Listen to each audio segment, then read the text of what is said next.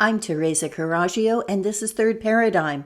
My title today is Mathew, Crawford, and Digital God. When I first wrote Digital God, it was a typo for a digital gold. But then Mathew did a hit piece on me called Technical Education versus Mental Illness.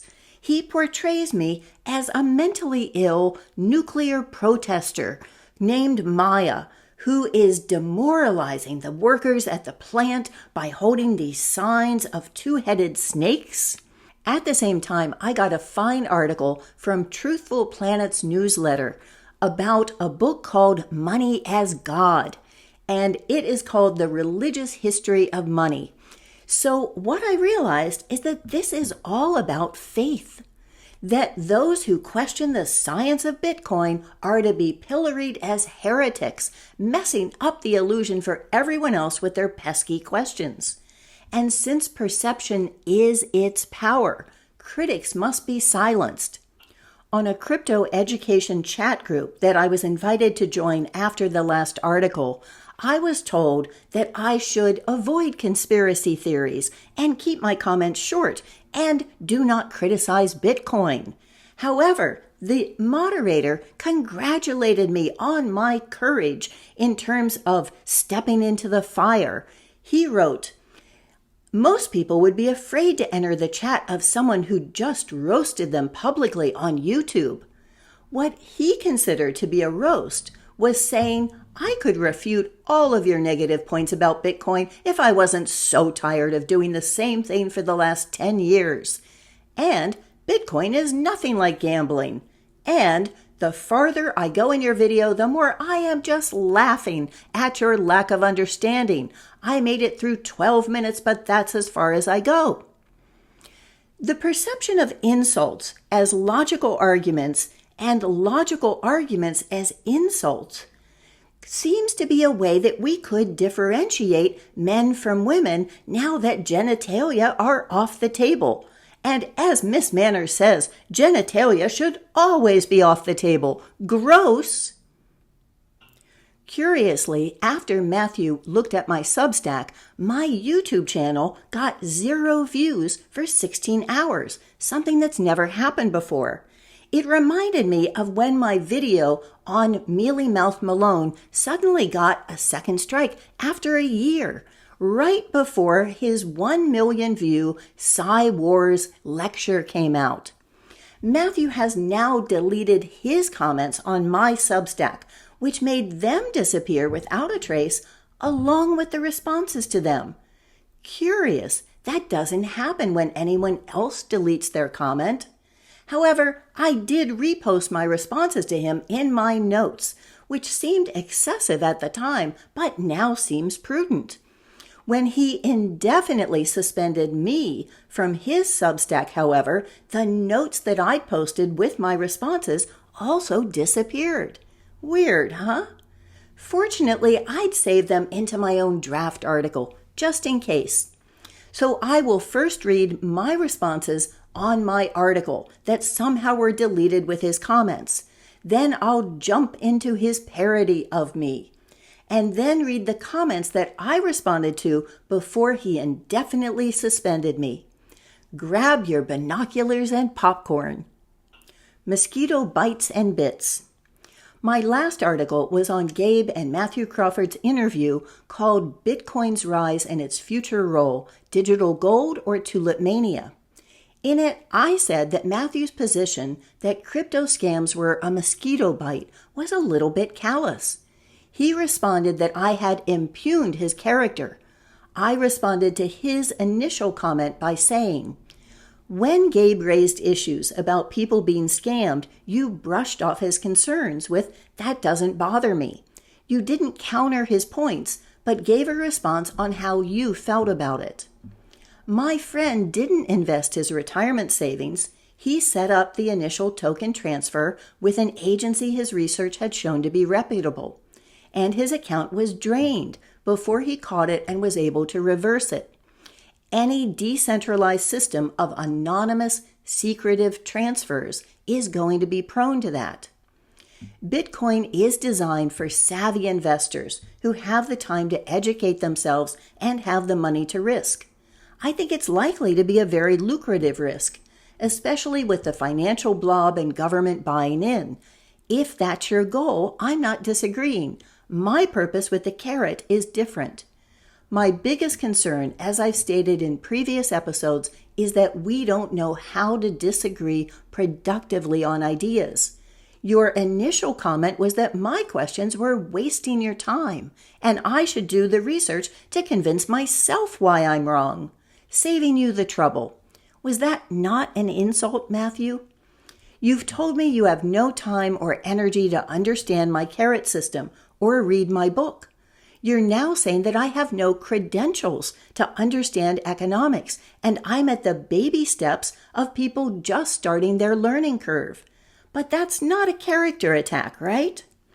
You are irritated and feel I'm callous to even start a conversation without the years of rigorous study in a technical discipline that you've had. And somehow this is related to Russell Brand? The decade that I spent researching geoeconomics is dancing on the first step of a long staircase, in his words. It's merely a pet theory that others have grown out of. And then you say, I won't bother taking time with you in the future. It's far too much trouble. That seems as if you consider my intelligence so far beneath you that the gift of your attention is squandered. Is that not demeaning? But let me ask a simple question. How does it work under Bitcoin when someone borrows money to buy a house? This is how 94% of dollars are created today. That's how the bankers control our lives and take 30 years of our labor. How does Bitcoin change this? I will concede your point, Mathew, that it's not callous to consider someone who's been scammed to be a mosquito bite if the system ends the packs of feral pit bulls tearing people apart, as he said it did. However, there's no quantitative and systematic way you've shown that Bitcoin does this. Those being torn apart are not the savvy investors with money to risk. These seem like valid questions that Gabe raised and that other intelligent readers on my stack also voiced. I'm always willing to doubt my own intelligence, but the clear thinking and deep research of people in my comment threads blows me away. I can't dismiss them as naive, deluded, self-important, or however you're characterizing me. I'm sorry you're choosing not to engage here, and hope you know that our disagreement doesn't change the high regard I have for you. To Matthew's second comment, I responded, I am really not interested in you holding my hand, Mathew. You say that I will think you're being insulting again when you're merely stating the facts. Let's test whether this is merely my perception.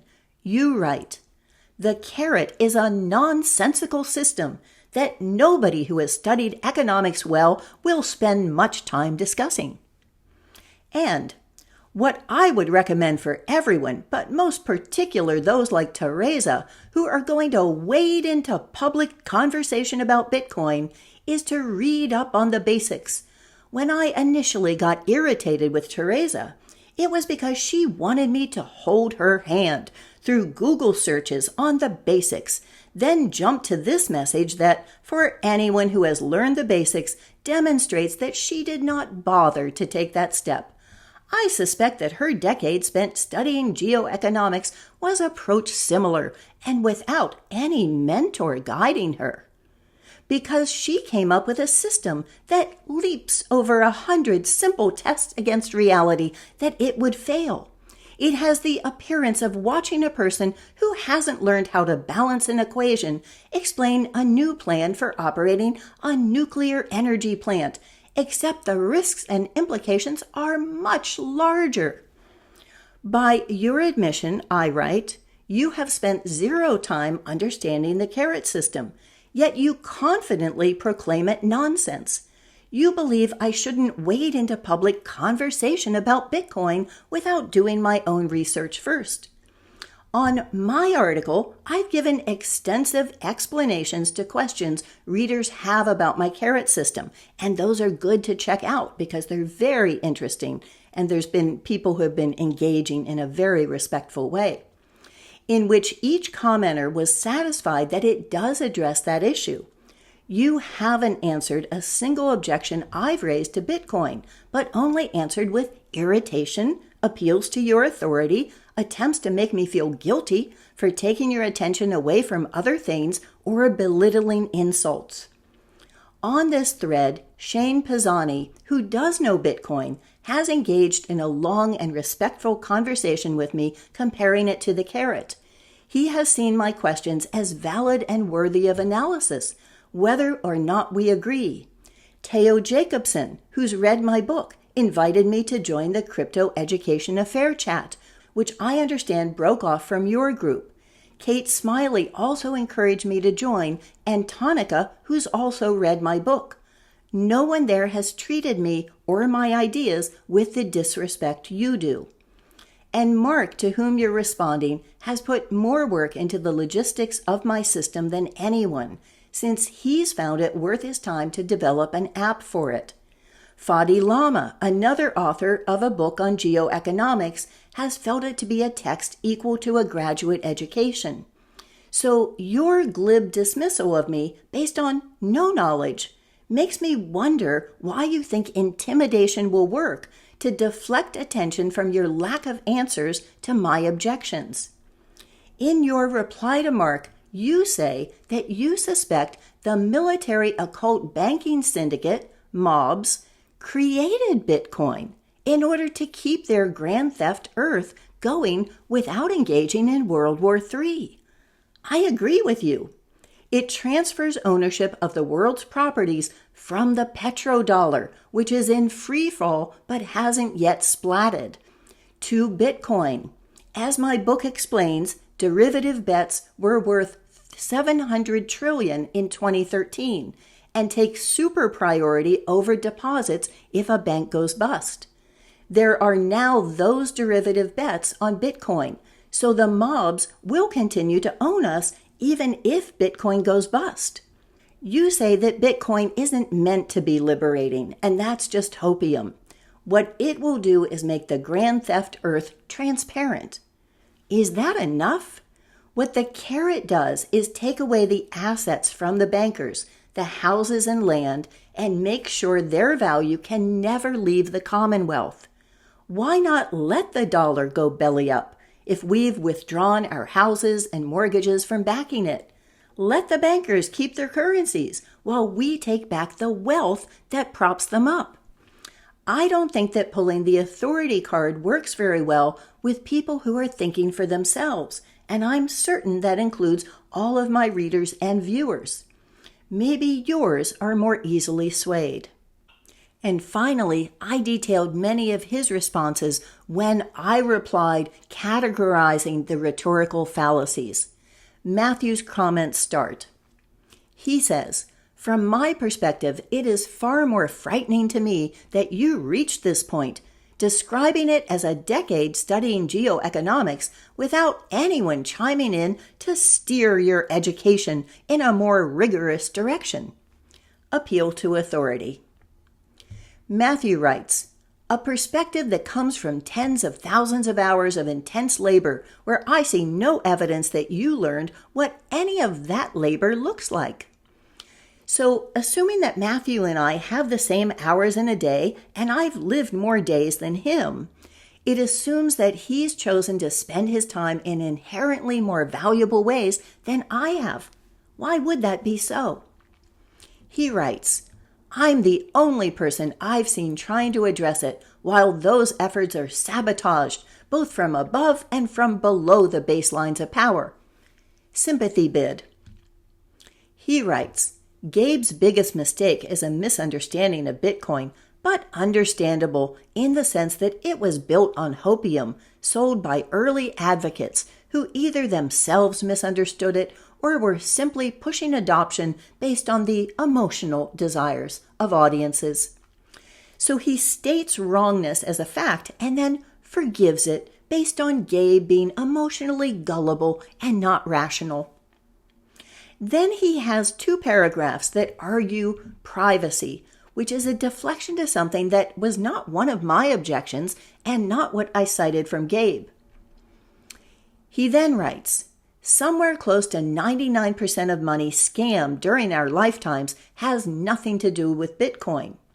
So a lesser of 2 evils argument that has nothing to do with comparing solutions? He writes, in fact, I'm wondering if the story is even true. And if it is true, I'm wondering why you would think it is relevant. So that was a personal story of a friend having his account emptied by a crypto scam that seemed that should be relevant to whether scams are a mere mosquito bite. And then he accuses me of lying about it. Character attack. He writes, you want for me to have shown that Bitcoin will stop people from being scammed by following con men who exploit their lack of understanding of a process.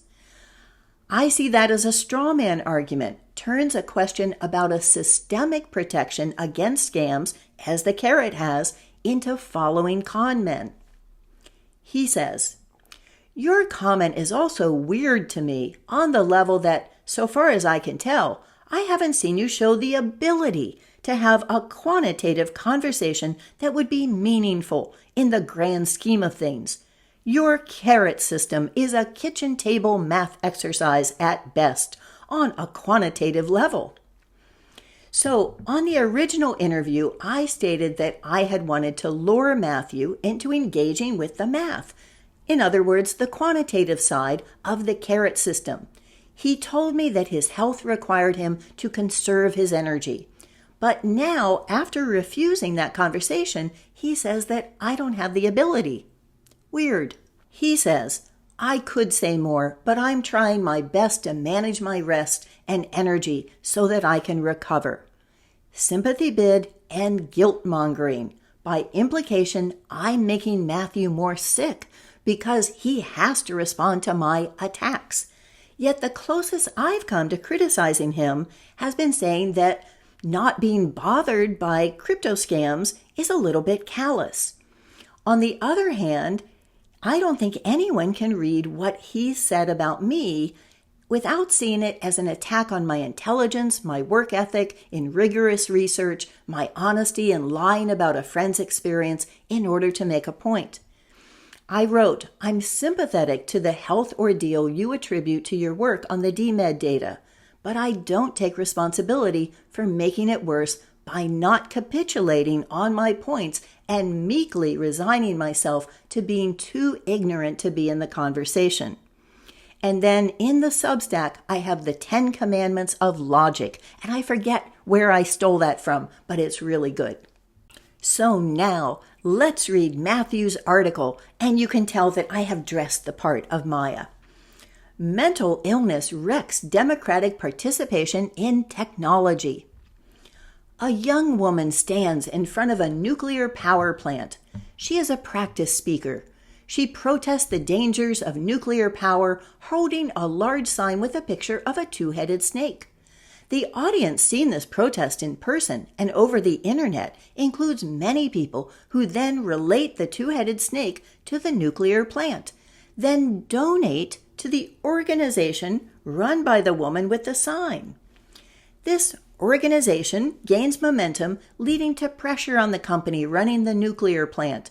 The quality of life of everyone working to create energy at that plant begins to degrade as their costs playing public relations and legal games increases, even though this particular plant is cleaner, better run, and more efficient in terms of negative externalities, risks, and pollution emissions than any power plant of any kind within hundreds of miles.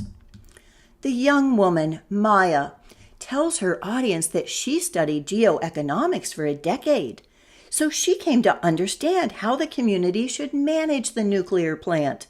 In truth, she did uncover various forms of corruption between government and the energy industry, and spends time getting friendly with members of the community, telling them stories of her own research, patting them on the head each time one of them expresses their own frustrations, real or imagined.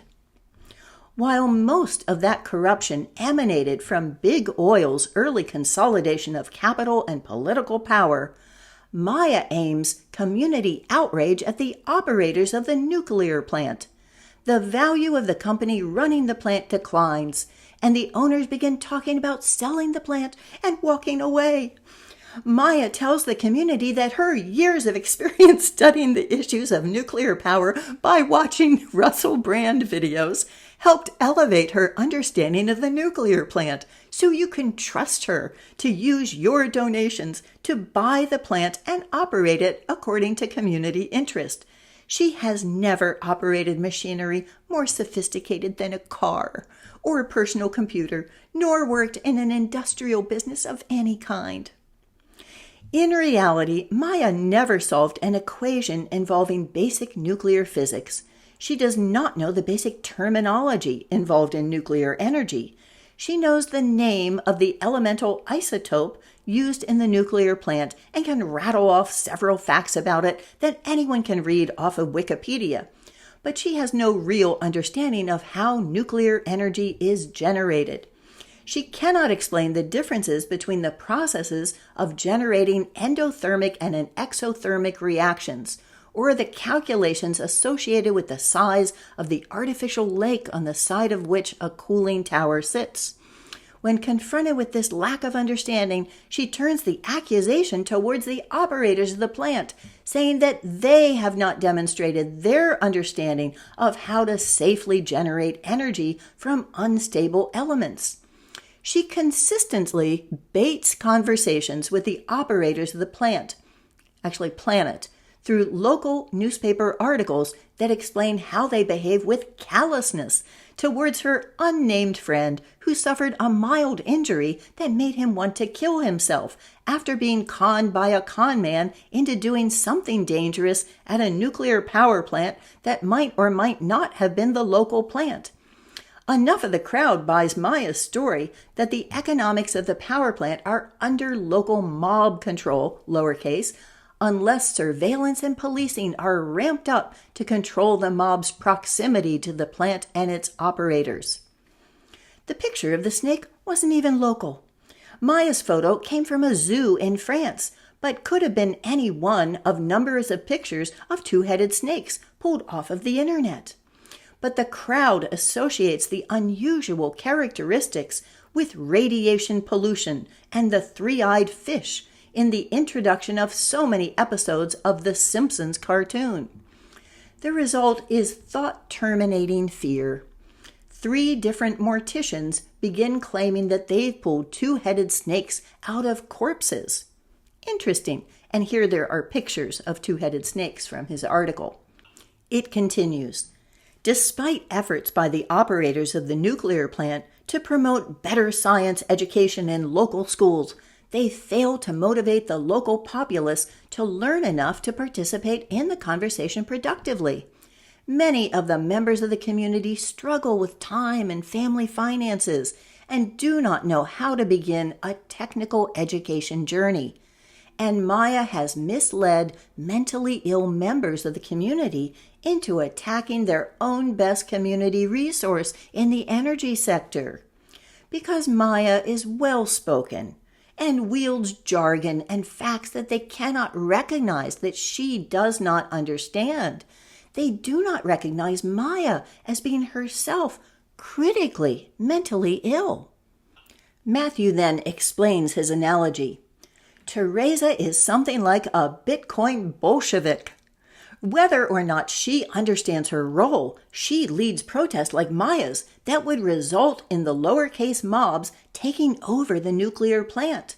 The runaway feedback loop of them making her ideologically driven replacement system work would result in some version of the disaster that befell Kazakhstan.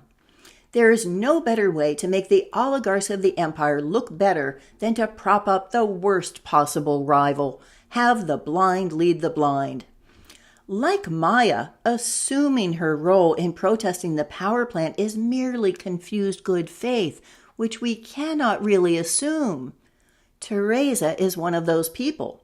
She identifies as an expert in economics after making a self-study of geoeconomics for 10 years. And while she did identify corruption in the system, that's the easy part. She shows no ability to research even the basics of a technical subject, as evidenced by her misuse of basic terminology. She works to bait me into conflict, but shows none of the motivation driven by the curiosity of people who educate into technical areas. This is a mental illness, parallel to wokeism, and probably devised by the empire she believes she combats as part of the ever-granular culture wars that leave most people frightened, frozen in place, and codependent with new alt-media figures who pat their audience participants on the head while stating the obvious. This new wokeism is mental illness. Teresa never took the steps to be able to read the books that matter. She wasn't even willing to peruse any of the many guides that explain what a token is, what the crypto and cryptocurrency means, or how Bitcoin mining works. Is this somebody you would trust to design a whole new monetary system? Teresa has characterized my attempts to explain the vast difference between actual technical experts and undereducated protesters as appeal to authority. But the purpose is not to hoodwink anyone into accepting some A implies B statement of reality, as labeling of fallacy would imply. I just want for everyone to be aware of the efforts and lack thereof that precede the conversation, because there isn't enough time to hold Teresa's hand, and not enough Bitcoin on all the exchanges to pay me to do that. How would you handle it, he continues, when such a person begins baiting you? My choice is to cut off a communication and unfortunately begin a process of vetting people better before I'm even willing to have a discussion with them. This is the result of the mind viruses planted by agents of the oligarchs into the populace for the purpose of having them become agents of the matrix, who attack anyone doing the work that could develop into a network that competes with the status quo ruling class. I don't think my viewers need much explanation, so I'll just talk about one point. When I gave 2 examples of scams, one was crypto scams, where my friend's bank account was emptied out because he set up that transfer. Mathew actually isn't talking about that one. He's talking about the one that clearly had nothing to do with crypto. It was a friend who took money out of a jar through a phone scam where he bought gift cards for someone. But my point was that even with a small amount of dollars, it feels so shameful that people are deeply affected by it. It's the same as there being no petty crime. If someone breaks into your house and steals some little thing, does that feel okay to you? That happened to my daughter when she was living in Oakland, and it makes you feel like you are just vulnerable. Her now husband built her a fence, which we all think was wonderful.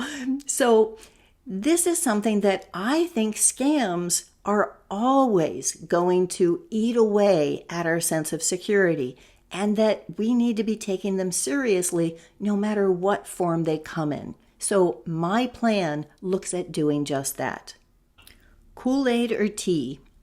Tea drinker, liked by Mathew Crawford, wrote, "Thanks for caring about truth."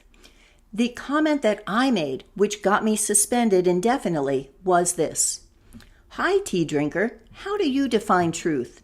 I reread this article to see if I could find a single quote, but it's entirely a convoluted parody saying that I'm mentally ill, involving nuclear reactors and double-headed snakes. Is that truth? Whether or not Bitcoin will continue to be a good investment is a prediction, one I don't have an opinion on except for myself. For myself, I think that housing is the only investment guaranteed to keep pace with the price of housing. and that it has use value without being sold or traded, unlike Bitcoin. I don't think those are facts in dispute. The G&E interview on digital gold or tulip mania was about that investment prediction. Mathew didn't see Gabe or Hervoge as mentally ill to question whether Bitcoin could go bust. But what Gabe, who does know Bitcoin, questioned went deeper. He showed why Bitcoin doesn't function as a currency, even though the original white paper was called peer-to-peer digital cash. He demonstrates why it's vulnerable to scams and how the system discourages self-custody. Mathew suspects that the military occult banking syndicate may have designed Bitcoin as a way to keep their Grand Theft World game going without the bother of fighting World War III. I agree. When the petrodollar already in free fall splats, it will transfer default ownership of our houses and lives back to the bankers, who'll start the game again after they repossess the houses lost to variable rate mortgages that have gone through the roof. The purpose of my plan is to increase intergenerational wealth, meaning assets, not money, of family and communities. Bitcoin claims to do this on an individual level for those who have funds they can afford to put at risk. My plan aims to do this at a societal level by decentralizing default ownership of the houses, the asset that backs the banker cartel issued credit called the dollar, to the level of communities. There's a difference between claims and aims. I welcome other people to put their roosters in the ring and compare them by quantifiable and measurable goals. Mathew hasn't answered a single one of my comparisons. Is that truth, tea drinker? Gluing back Pumpty Dumpty. Share S, liked by Mathew Crawford. The mental illness you speak of has afflicted me a few times over the course of this, whatever it is. For most of us who experienced our entire formal educational history as a pump and dump scheme, it has been a lot like putting Humpty Dumpty back together again. Choosing the glue has been difficult. Much trial and error in the formulation of that glue. I wrote, "Hi, Share S. It's actually not that Mathew thinks that I've been misled by our formal education system. He's saying that I haven't been indoctrinated enough. My decade of research into geoeconomics, culminating in the writing of my book, was autodidactic, like his. He states that it was wasted because it wasn't under the tutelage of a mentor. Have we not heard the same about those who dare to question the science and do their own research? I start my book with a quote from Johann Galtung. I have one advantage in my life. I'm not trained as an economist. So it is much easier to see reality. When you have to see it through the kind of crazy training these guys get, it becomes very difficult. I admire any economist who nevertheless could talk sense. There's not many of them, but it happens." That's from the intro to my book, which I'm reading chapter by chapter into my non-monetized YouTube, Rumble, and Substack. My book is the only way in which I could make money, since I have no intention to ever solicit or accept donations. I think we should each take responsibility for our own livelihoods and contribute what we can of our time and energy. Is it mental illness to think for yourself and not take an authority's word to just trust him? Mathew seems to think it is. And so Share S, liked by Mathew Crawford again, says, "Hi, Teresa. The mind war is real. I see that your glue is under formation as well. Good luck." Tiptoeing through the Ponzi tulips, and this has the Substack with an adorable owl gif from Conspiracy Sarah. You should really check it out. GLK, liked by Mathew Crawford. Teresa is impossible. I stopped reading and responding to her Substack a long time ago. Once her mind is made up, there's no talking to her. I can't say I miss her or most of the stacks I used to engage in. My simple thinking was Bitcoin makes sense on many levels, but I saw two schools of thought. One was the optimistic, change the world for the better scenario. The other way is that there's no way the legacy power structure will allow this to infiltrate unless it benefits them. So as the years stacked up, it was clear Bitcoin was being allowed to proliferate. Adoption in the face of the cries of tulips and Ponzi by the hordes was indeed growing. It occurred to me that regardless of which scenario plays out, there's a good chance I'll make a lot of money either way. So I bought more years later at a significantly higher price. Have not regretted it. It's hands down the best risk I've taken. I'm a big boy and realize anything can happen. And I'm nowhere near as bright as you are, but I've learned a lot about Bitcoin, and I'm optimistic that Bitcoin is definitely earning a place in the economic hierarchy. Where and how far it goes will be fun to see. But at 67 years old, I'm not sure if to the moon is in my future. But I imagine the day will come when my daughter is going to look at the Bitcoin I bought for her and say, "My dad was a genius." Hang in there, Matthew. I responded, "I will need to let my daughters know that I've been labeled impossible, GLK. They will likely agree." It's interesting that you state once her mind is made up, there's no talking to her. I've said many times that I suspect the second most powerful force in the universe is someone who changes their mind. The most powerful is two people asking the same question, with more concern for the right answer than being right. Those are obviously related, as I say in articles that I link. The basis on which I changed my mind, and I link an article where I document 16 different times that I have, is facts and logic, or being shown it conflicts with my only dogma that I'm no better than anyone else. I don't change my mind because someone says they know better than me and I shouldn't question their authority. Did we not learn that lesson in the COVID con? If you haven't listened to the interview, I recommend it, even if you have no interest in my analysis. Gabe, who does know Bitcoin, asks some basic question that Mathew only answers with, "I'm not bothered by that." But perhaps Mathew's emotional state matters more than objective reality. If you're telling him to hang in there after he calls someone mentally ill and ridicules them because they said his position of seeing scams as a mosquito bite is callous. Ideology versus looking a little off. LC, liked by Mathew Crawford. I'll gladly endure the difficulty of living in a world that is continually more and more uncomfortable because of the increasing number of people with mental illness, as you describe, Mathew. It's increasingly difficult to engage most people anymore because their minds have been oriented in ways that are representative not only of the data streams they ingest, but the medium through which they do. Sadly, people are conditioned to seek cult mindsets. It is a product of their having been severed from their own capacity for effectively and successfully navigating the world. Anyway, your thesis is sound, in my view, but the implications get very complex, for me at least, very quickly. I'll be eager to see how you parse it out. I wrote back, "Elsie, I encourage you to reread Mathew's article, scanning for anything it tells you about me.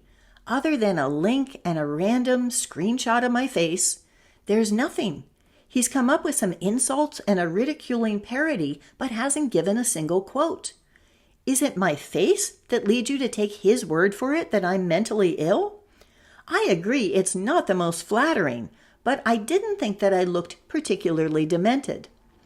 As I responded elsewhere, it's not my formal education that Mathew's pointing to, but my lack of indoctrination because my decade of research into the historical psyops of money was on my own time, at a rate I calculated to be 30 hours a week in the prelude to my book, which I deleted from the later edition as too personal, and I link that. In fact, I share your and Mathew's dismay over the Prussian schooling system. I've written about John Taylor Gatto many times, champion of homeschooling. Returning schooling to serve the interest of families and communities is a cornerstone of my system, and then I link 2 articles on it. While Mathew says that he sees an educational exchange as a possibility for an asset backing the economy, he's entirely vague on what that would look like. Mostly he's promoting STEM education, which would certainly be applauded by technocrats, bankers, and CEOs. Is that not the world they see for us, programming code in our 15-minute city cubicles where we both live and work? What is the thesis of Mathew's article? It skips around too much for me to tell. That we need more math and less critical thinking? That's all I'm getting from it. LC responded, "Hi, Teresa. Honestly, your presence in the article didn't even capture my attention beyond reading about yet another online spat people get into. Getting involved with people's intellectual and ideological battles isn't really why I read what Mathew offers." I do agree, though, that the random screenshot of the woman in the article, "I guess that's you," does make her look a little off. Don't respond, write ridicule. Alex Trapp, liked by Mathew Crawford, writes, "Great conclusions. They aren't all worth the time. In fact, some may be motivated to waste yours. Depending on the value of the discussion, I recommend articles like this or a video call with someone else, Gabe, reacting to the conflict. If you are going to spend the time, maximize the potential education that may happen, but don't empower them." I wrote, "Alex, you might want to read my article before recommending Gabe as an outlet. It's his positions that Mathew was dismissing in the G&E interview, and his meaningful questions that I quote as the basis of my article.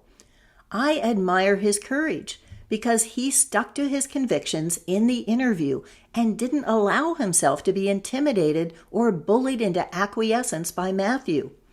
And you might want to read his comments on my thread.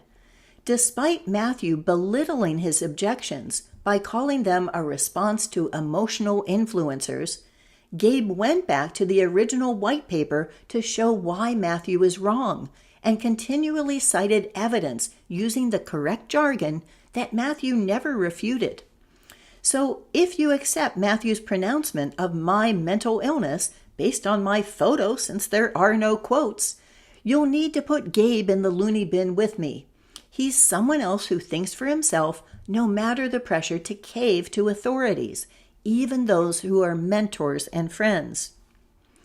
Alex Trapp, liked by Mathew Crawford, wrote again, "Hi, I don't know anything about this specific case yet. I may watch it someday. But I think my answer stands in general. Many times we must make trade-offs, and deciding how and where to respond to criticisms with limited time is valid. I, for one, am used to crypto people arguing about details. I consider my interest to be more practical." The Nail, Banking Cartel or Community Caret. Bradley Otpadel wrote, "I get the feeling that this post was as therapeutic to write as it was to read. I'm reminded of this video, It's Not About the Nail, and I link that it's mainly about women and men and their communications." I wrote, "Love that video, always makes me laugh." Curious as to why it was therapeutic to read. It seems to me that it would have taken Mathew much less energy to address the issues that Gabe brought up about Bitcoin and that I elaborated in my article than to write this elaborate parody of me. In my article, I go through a point-by-point analysis of the measurable goals of an economic system and how the Caret system would solve them. The only investment in the Caret system is the time to understand it. When Mathew said his health precluded him from putting in that time, I said I was sorry and wished him well. Yet after declining to give it any attention, Mathew now dismisses what he knows nothing about as nonsense, and says that for me to raise objections to Bitcoin without years of advanced technical degrees is crazy. Does that seem hypocritical to you? In fact, I would say that the roles are reversed from the video. I'm trying to take out the nail, which I see as the banking cartel having usurped money creation through the Federal Reserve Act. Mathew keeps saying it's not about how Bitcoin would address that issue. It's not about the nail. It's that you're mentally ill. Is that an ad hominem attack or a diversionary tactic from his lack of factual answers? Robots praising rock stars. Gort, who identifies as a robot, writes, "You are a rock star in modest brilliance, Mathew. I've always been put off by TC's self-assured theories of everything, probably because she reminds me of myself, and am appalled that she would denigrate you while she's at it. I hate cancel culture, but I never subscribed to her, so it's all good." I wrote, "Gort, are the words self-assured and theories not mutually exclusive? I think we should all be confident in our ability to think systematically while holding our conclusions to be theories until better information or logic comes along. That's my process." In your comment, you're taking Mathew's word that I have denigrated him. If you go to the article, you'll see that I've made only positive comments about him and said that his position that crypto scams didn't bother him was a little bit callous. There's a difference between a character attack and critiquing someone's positions, don't you think? In response, as I wrote on a recent Doc Malik comment, Mathew has said that Caret is a nonsensical system that nobody who has studied economics well will spend much time discussing, that I am dancing on the first step of a very long stairway, that I should do the research to prove to myself that I'm wrong, rather than expecting him to hold my hand through the basics.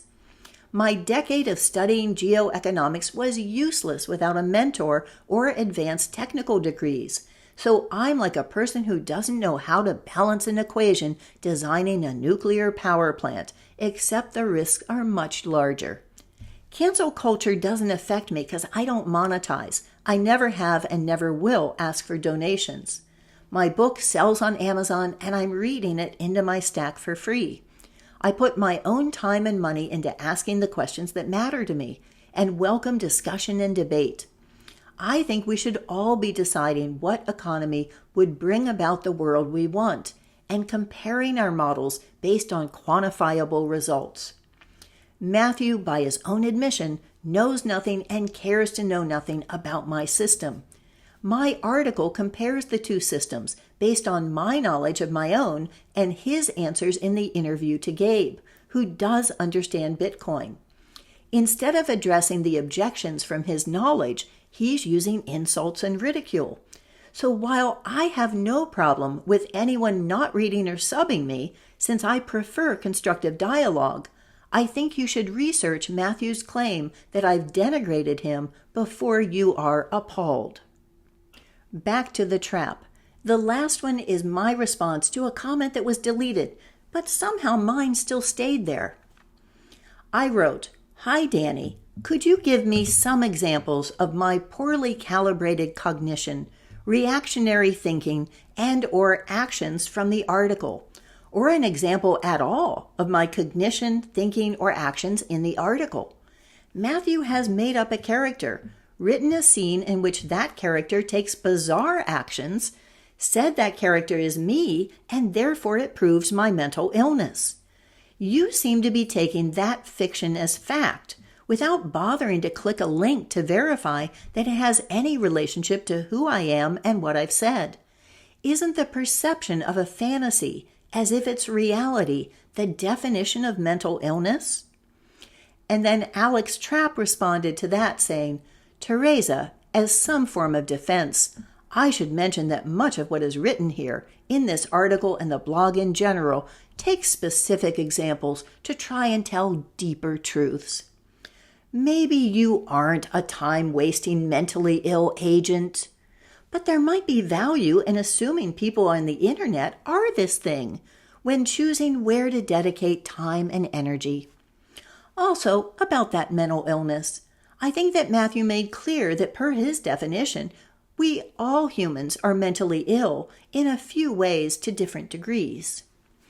I have been reading him for a while, so I know that his aims are not diplomatic, but neither are they hateful. Specifically related to pedagogy, I think you will find that you are more of a convenient example than a person he knows anything about particularly. an example about trade-offs that educators must make. Empowering people mobs or military occult banking syndicate mobs?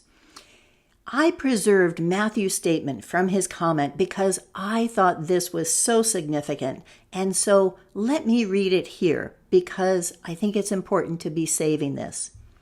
In his own words, "And the only way to ensure a monetary system works in the form of a public ledger is through code protected by a game theoretic mechanism that resists attack. Either that works, or the military occult banking syndicate is going to world war over control over the biggest poker game conceivable. I suspect that they may very well have created Bitcoin to avoid that war. Even criminals understand the stupidity of destroying resources in order to control them. But I do imagine that it's possible that Satoshi was outside the system. I just lean towards thinking it's a mob's project that happens to align with the goal of making mobs' finance transparent." And then one of my readers, Beans Means Hines, or maybe Heens, wrote, "One thing that never seems to get mentioned is that Bitcoin and the like are all global currencies, which is funny because there definitely are people out there who really, really want everyone in the world transacting via a newfangled global currency." And for more that I thought was apropos, here is The Intoxication of Power and its Antidote, and this is MMT and Home Economics. Thank you for listening to my side of this story.